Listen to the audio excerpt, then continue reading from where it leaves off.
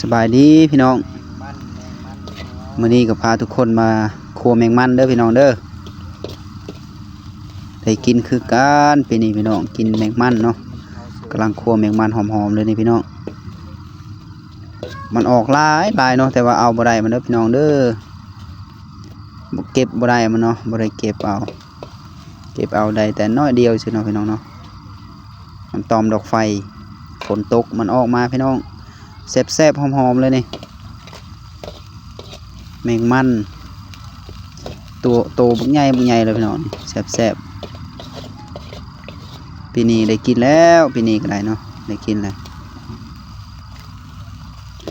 เอาไปตำแจวบ่หรือว่าคั่วแล้วก็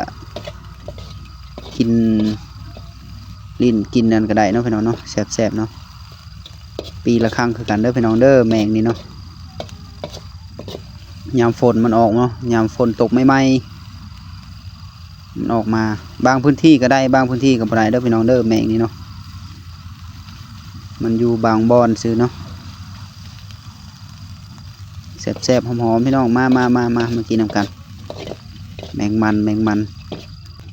คั่วให้แฮมกินโอ้แซ่บหลายมันพี่น้องมาบางคนบ่กล้ากินเนาะบ่เคยกินแล้วบ่กล้ากินเด้อพี่น้องเนาะเพราะว่าเขาว่าญาติเมาเพิ่นว่าเนาะ แต่ว่าเป็ดกินเลยบ่ญาติเนาะเคยกินอยู่มาหอมๆแซ่บๆเลยนี่พี่น้องเนาะมาวันนี้คลิปก็ได้จบลงไปที่นี่เด้อพี่น้องเด้อขอบใจหลายๆคลิปนี้บ่มีหยังหลายพามาเบิ่งครัวแมงมันเนาะขอบใจหลายๆบ๊ายบายพบกันคลิปต่อไปเนาะ